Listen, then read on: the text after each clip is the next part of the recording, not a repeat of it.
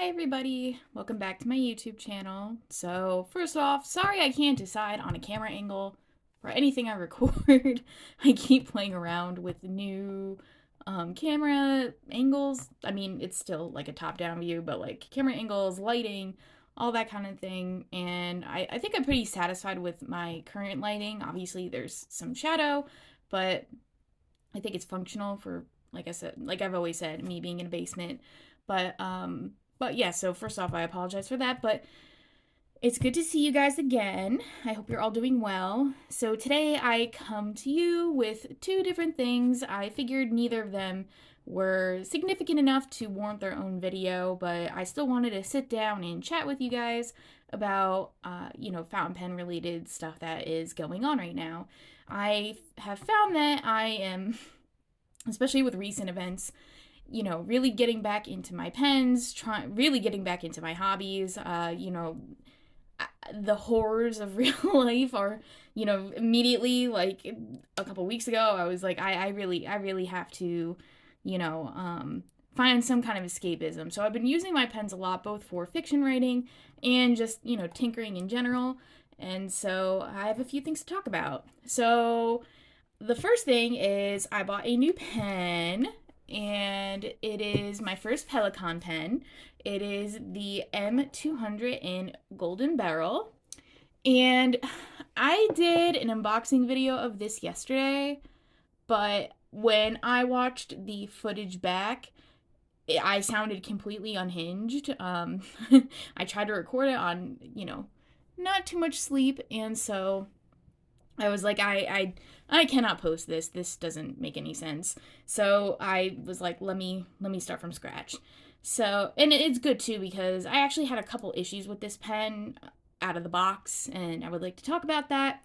But it comes in this box. I'm sure most of y'all have some kind of variation of a Pelikan, but it comes in this really nice box. I was very impressed. I took all the accoutrement out and I tossed a couple of them, but it also came with this, I'm pretty sure it's like fake leather, but this fake leather pen pouch, which I quite like. I don't like how much space boxes take up in my house, so I usually throw them away, but I've been trying to keep them more just because I found a couple years ago when I was trying to sell some pens on PenSwap, the PenSwap subreddit, I realized I had nothing to put the pens in, and so now I try to at least keep some of the nicer boxes to ship them out in. But I don't keep too many around. But it does come in a nice box. I quite like it, and then of course the pen itself is beautiful. I know this is kind of old news with last year being like the color of the year being rose quartz, and then this year it's blue something, it's not blue apatite, I don't think it's blue agate, it's blue something. I'm so sorry, I'm like not on the up and up. I'm kind of like I wasn't super interested in it, so I just I kind of kind of forgot about it. But I've been wanting the Golden Beryl pen since it first released, because you can see, like, oh well, it would help if I put it in frame, the beautiful sparkles on the body. I'm not sure if it's like going in it out of focus. Come on, man. Am I too close? Am I too close to focus? Perhaps so. That's okay. You could probably still see it, and I'm sure you've seen it in plenty of other people's videos, but this is my first Pelikan. I really wanted this pen, again, mostly for the aesthetics, and also just to try Pelikan pens in general, because I've heard good things about the M200 nibs. Really just Pelikan nibs in general, I've heard a lot of good things about. And yeah, I wanted to give it a go. And, Pelikan is one of the last big pen makers that does in-house nibs, so, which is always something I really enjoy. Like, I'm okay with a Jovo, a Schmidt, a Bach. All those guys are okay, but I really love a good in-house nib. I just find that they all have, I love feeling their different profiles, they all kind of feel very different. That's one thing I love about Pilot. is that their nibs have a very distinct feel to them, and that you don't get in like a Yovo or a Bach or a Schmidt. So that was another reason I wanted to try this out. Now that being said, I was cautioned that the M200 nibs can be a little bit hit or miss. And unfortunately, I think the nib that I got was a little bit more of a miss than a hit. So when I attempted to use this right out of the box, you can't really tell based on the writing sample that I did right here, which again, this is what I did right out of the box. But I think I did it on another page as well. Let me see. These are all my like past currently inked. Okay, it doesn't look like I did, but that's all right. So despite it looking okay, it did not feel good, especially on the downstrokes. It felt very dry, felt very like inconsistent, and I was a little bit worried that I had a case of baby's bottom, which is like my personal nightmare. I know that with a little bit of elbow grease, you can, take care of that at home, or, you can send it off to Nibmeister. I'm really lucky. Kirk Spear is going to be in town in a few weeks, so I could have just brought it to this over to him. But yeah, I was very disappointed. I was told that the M200 nibs, write quite wet and smooth, and that they have a little bit of spring to them. Nothing crazy, but they have a very nice light feel, and I I didn't really get that. But I was like, let me try some basic troubleshooting first before I do anything drastic, like send it off to Nibmeister or try to rectify it myself. And so the first thing I did was I shimmed it, and that improved it a lot. I think the tines were very tight, and increasing some of that ink flow definitely made the pen feel a little bit better to write with. It's still not what I was hoping it would be, and it's still not what I think a $156 pen was, or should be. Yeah, I got this on a slight discount, because I'm pretty sure they're trying to clear out inventory, but it definitely didn't feel like a $156 nib for me. Even Benu's Schmidt nibs feel much smoother, much more consistent, much more pleasurable writing experience than this did. And also, I gotta say, this pen body is so light. I think this might be one of the lightest pen bodies I have, which for me is fine because I have wrist issues and, small hands, and in theory that's all right. But the fact I compared it to my Jinhao 82s, and the Jinhao 82s are slightly heavier than this guy, and so I was a little bit disappointed in that. So yeah, so I've done a little bit of writing with it. This was before I tinkered, and again, it looks better than I thought it did yesterday. But I've since tweaked it a little bit, so I'm gonna write with it again now, and we'll see if we can spot any tangible differences. Might be hard from this angle, but.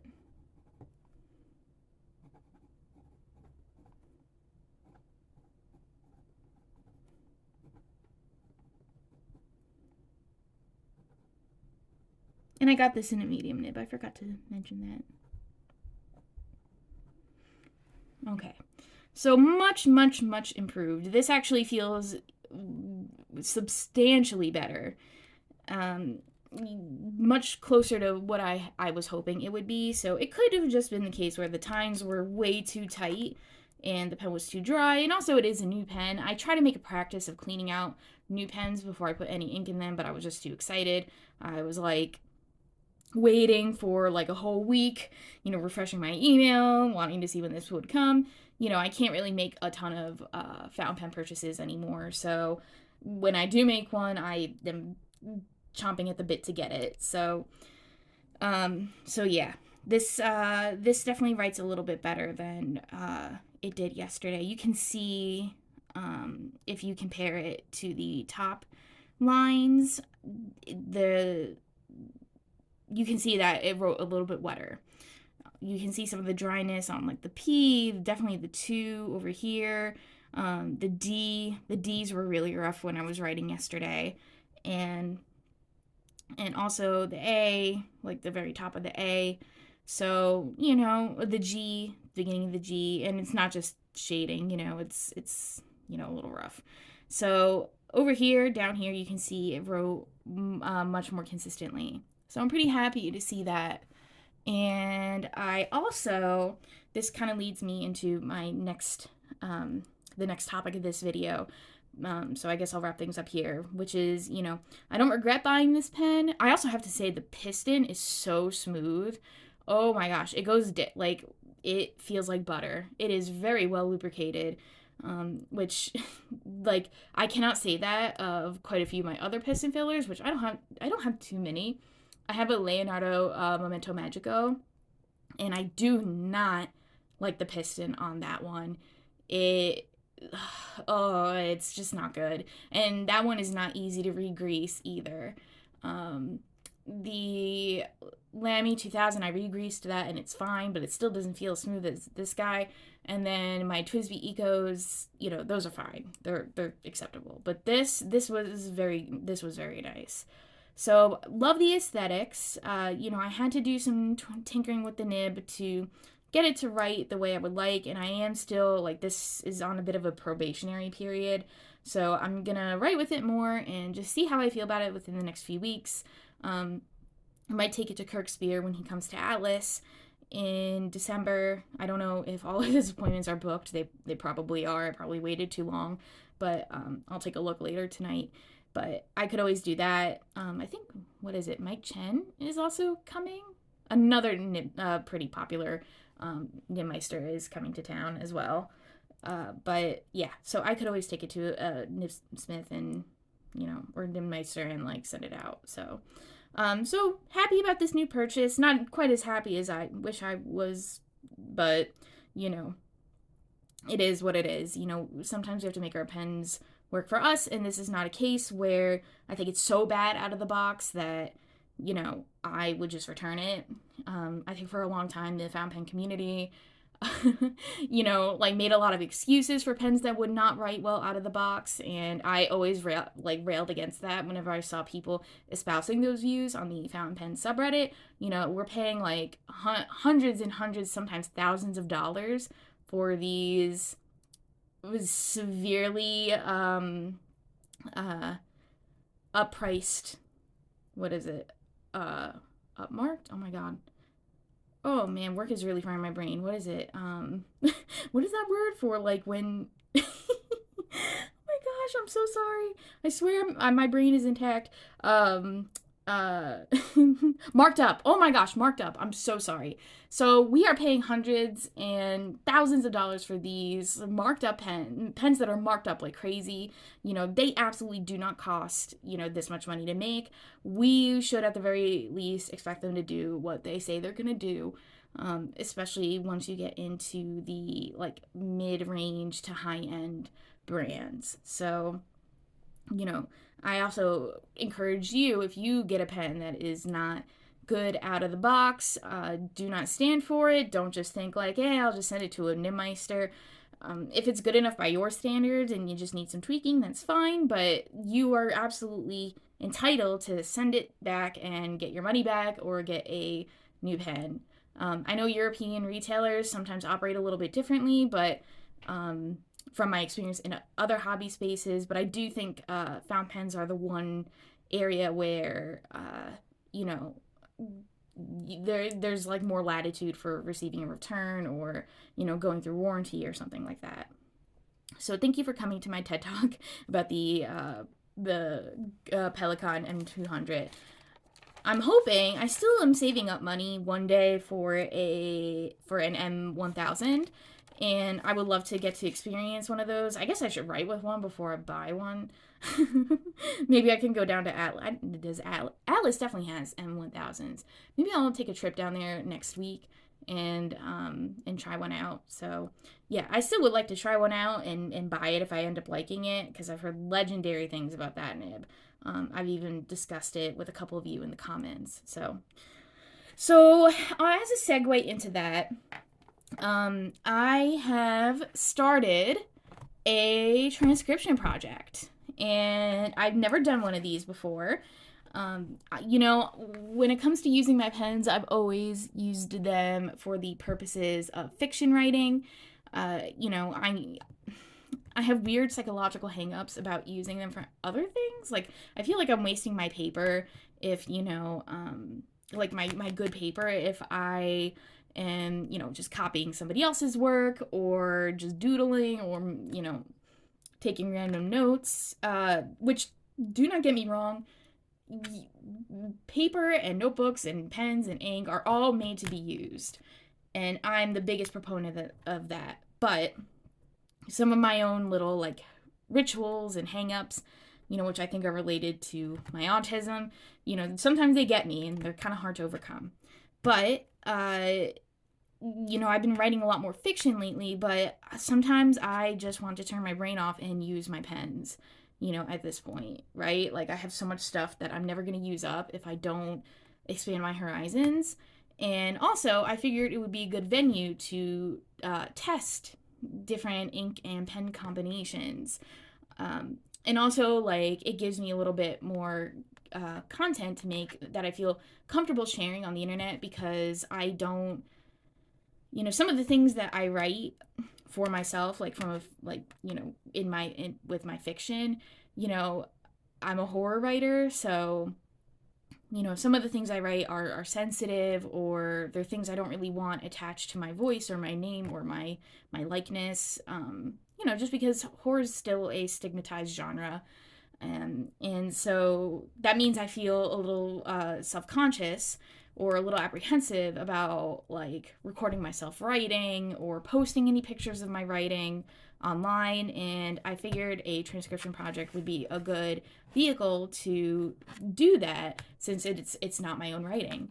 And so I actually picked a bit of an unusual source material, and that is actually a visual novel, not a written novel, like a book that you might buy in the store. It is a visual novel called The House in Fata Morgana, and it is my favorite anything ever. It's just, I've been replaying it lately, and it's one of those things where I wish I could go back and I could erase my memory, or, like, just go back and experience it for the first time. I would love to wipe my memory and experience it for the first time again, because it is just the most incredible story I have ever read in my life. If there's one piece of media that I would recommend to anyone, it would be The House in Fata Morgana. It's not for the faint of heart. It's not, like, super violent or gory or anything like that. There are some scenes of, like, violence and gore, but it's such a humanistic, like, achingly beautiful tale that really harkens back to some of the Gothic and Romantic literature traditions of old. And I'm getting up in my feelings, but I found someone who transcribed a good chunk of the visual novel, and I went ahead and I kind of, cribbed it from them. And so some of the things don't translate very well into a non-visual format, but for my purposes, it's good enough, So I started it yesterday, so very recent. I haven't gotten that far into it, as you can see, but this first page was written with the Pelikan M200, and kind of at the beginning, I'll kind of lift it and show a little closer. So you can see that there are parts where, it just didn't really write that well. It looks okay now, but it definitely got much better towards the end of the page, where, it was writing a little bit more consistently. This was after I had tuned in the nib a little bit. You can see I smeared a couple spots. I got a little overexcited, but it wrote okay. I feel like I still need to maybe write another page with this before I feel like I have a good handle on how it writes, even after writing this full page. But, it did the job. And I wrote another page and a half, both with very dark inks. Over here is I wrote this one with the Pilot Falcon with my Sailor Ink Studio 964, a very dark teal. And you probably can't see, like, the shading involved. This pen writes so wet that you can't even really tell what color it is when it's writing as, like, it with full ink flow. It almost looks black, but you can see some of the teal down here, mostly because I'm running out of ink in the pen. And then I got halfway through the next page, which I wrote this with a TWSBI VAC 700 R in Iris. And this is actually with an interesting ink that I've never used before. This is using Vinta Oros Greenwich. Greenwich, oh, please tell me I'm pronouncing that correctly. It's part of the Cult Pens exclusive collection that they had.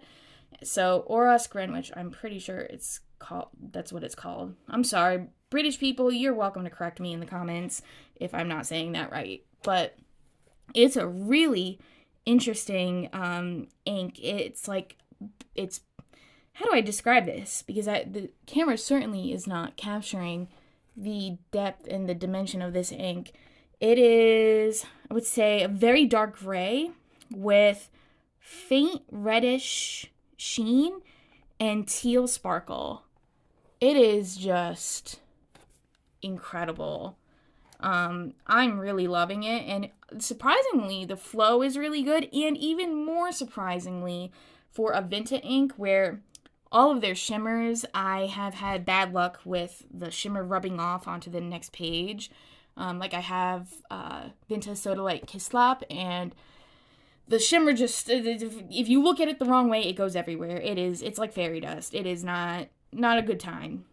Lovely color, but not a great experience. But the shimmer has stayed put really well on this ink.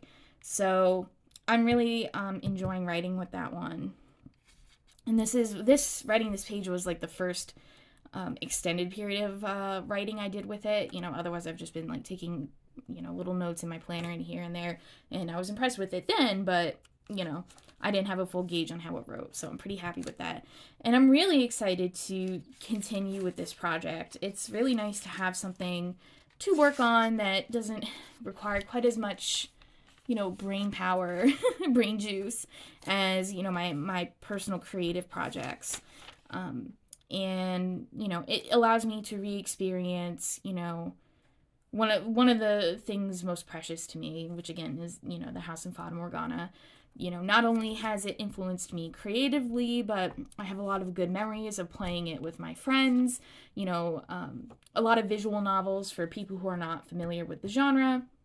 A lot of them are voiced, where, voice actors will say the lines.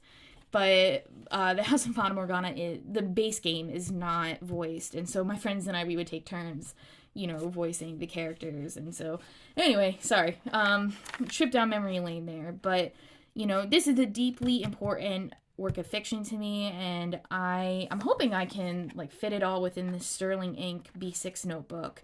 The House of Fata Morgana is about, I think, 300,000 to 400,000 words. So I guess we'll see. Honestly, I'm not even done with the prologue yet, and we're already heading towards page 4. But we'll take a look. I think there's what is this? There's 200 something pages in here. Is it 200 or 300? I'm not sure, but I'll take a look at that. So I'm really excited for that. I've been posting a couple of shorts lately, and where I record myself writing the transcription, and I'm looking forward to doing more of those too. I've been trying to get more into short form content, and I think that's a good way to do it. So yeah, those are just a couple new fountain pen happenings. I know this was a very like rambly video. All of mine are. I don't know if I'll ever become the kind of YouTuber where I, have like a very clear agenda and, I edit myself and I trim myself down.